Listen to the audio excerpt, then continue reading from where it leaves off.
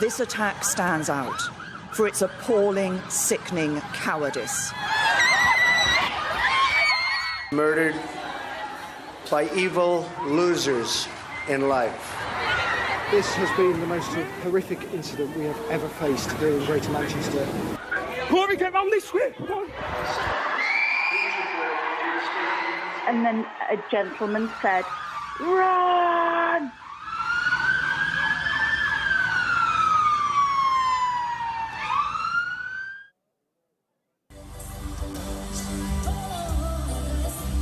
Ariana Grande on stage last night. Many of the people here children and teenagers. Moments from the end, this. Look to the left of the screen, the flash of the explosion, and then the boom.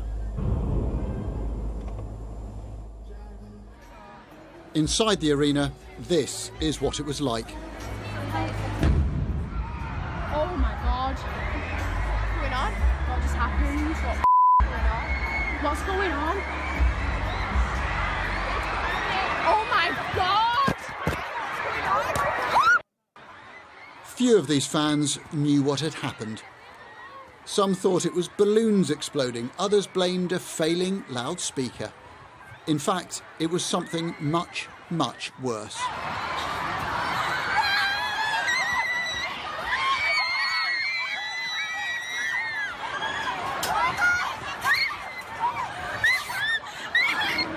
Ladies and gentlemen, please take your time. There's no need to bunch up. Just metres away, a man had walked into the foyer and blown himself up, just as fans began to leave, causing carnage and chaos.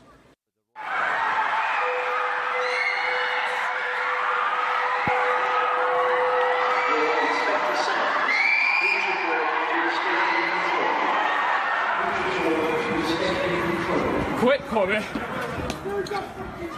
Which way? Come on! Corey needs to get round! Corey, get round this way! Come on! Stay in the car!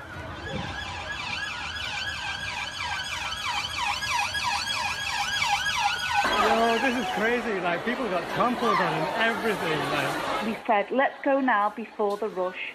So we walked towards where the MEN car park is, where we were parked. As I turned round, boom, one loud noise.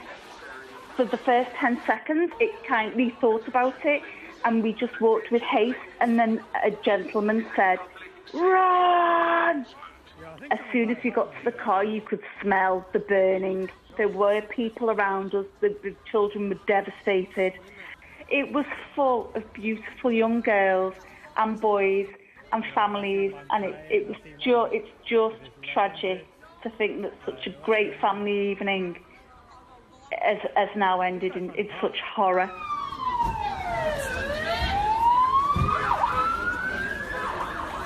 We were just coming out when we heard the explosion. We were just on our way out outside the arena. And how old are your daughters? 12 and 10. Well, there was a massive bang, and then everyone just started running towards us, screaming and crying, and didn't know what had gone on. So everyone was like trampling over us, and it was just awful.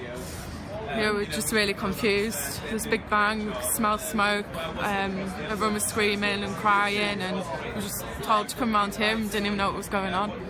Obviously we were scared, weren't we? Really scared, because we didn't know what it was. We were kind of hoping it wasn't the worst, but then it ended up being the worst sort of thing. There was a rapid response from emergency services. 59 people taken to hospital, dozens more treated at the scene. But inside the arena, the haunting sight of the dead and dying.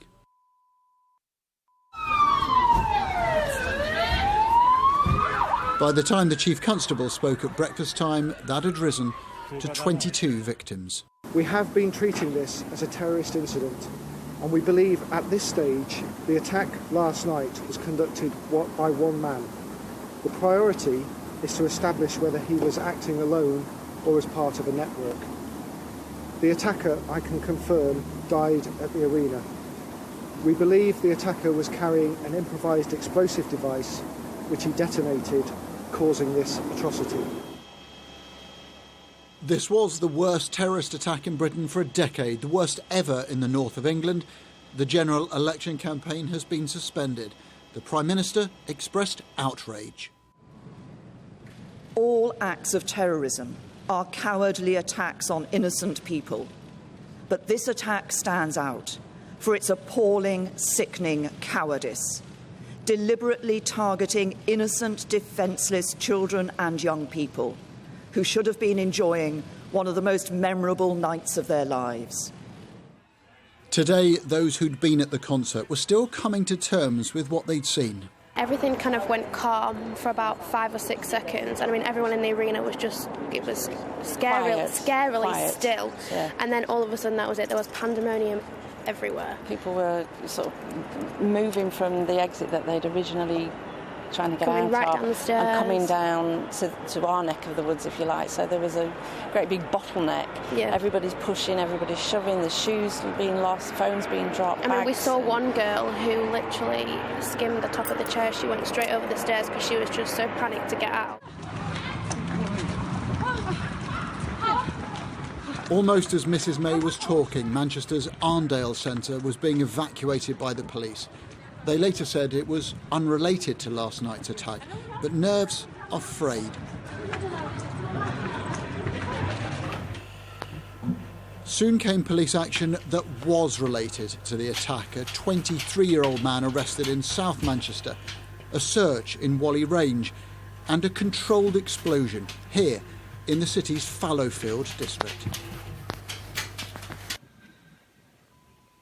We've just heard a loud bang and it looks like they've raided the house. Shook up is not the word. We were at that concert last night and we are pretty shooken up right now. Islamic State has claimed that one of its members carried out these killings, and now we're learning who those victims were. Among them, 8-year-old Safi Rose Roussos, who was at the concert with her mother and brother. Georgina Callender was 18, a student and a huge fan of Ariana Grande. And John Atkinson, who was 26. Some of the dead have not yet been identified. Families cling to the hope that missing people will turn up, such as 15-year-old Olivia Campbell. We've rung every hospital, we've rung every hotel, we've been down to Manchester, we've looked around every hotel, we've looked around back streets, we've been everywhere. We're just absolutely devastated. All we want to do is get a phone call. If anybody sees her, just ring the police, go on Facebook, contact us. Amidst the trauma, Manchester delivered kinship, a crisis centre set up at Manchester City's Etihad Stadium. Taxi drivers offering free rides, long lines at blood banks. The mood, I think, has been sombre, but in Manchester, one of you won't break us. And I think that that's part of the spirit that has driven people to want to come and do that positive thing today of donating blood. Manchester United's players stood in silence at training. The manager, Jose Mourinho, said the people of Manchester would pull together as one, a sentiment echoed by the city's newly elected mayor. I want to thank the people of Manchester. Even in the minutes after the attack, they opened their doors to strangers and drove them away from danger. They gave the best possible immediate response to those who seek to divide us. And it will be that spirit of Manchester that will prevail and hold us together. There was support from around the world, the new French president writing a message of sympathy. In Berlin, flags flying at half-mast. But the most strident comments came from the American president. We stand in absolute solidarity with the people of the United Kingdom. So many young, beautiful, innocent people living and enjoying their lives murdered by evil losers in life. I won't call them monsters because they would like that term. They would think that's a great name. I will call them from now on losers because that's what they are. They're losers. And we'll have more of them. But they're losers. Just remember that.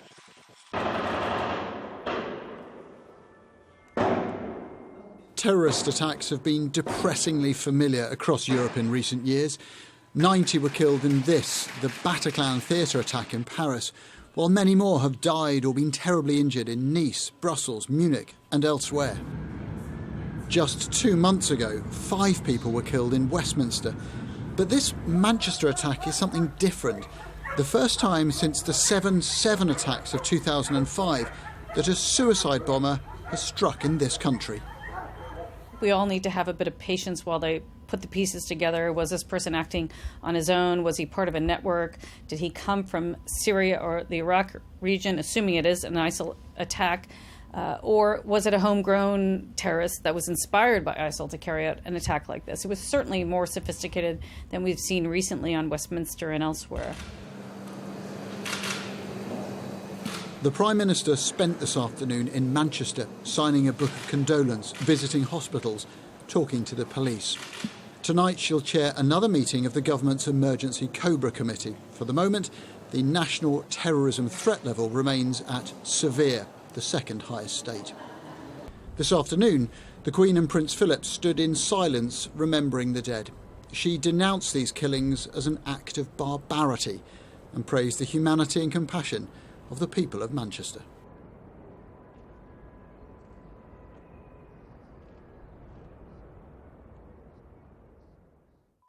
This evening, a crucial piece of the jigsaw, police naming the man who killed so many people. I can confirm that the man suspected of carrying out last night's atrocity is 22-year-old Salman Abedi. However, he has not yet been formally named by the coroner, and I wouldn't wish to therefore comment any further about him at this stage. In the heart of Manchester, a vigil for the dead, for the people who went to a pop concert and never came home. Ariana Grande says she feels broken today, and she isn't alone.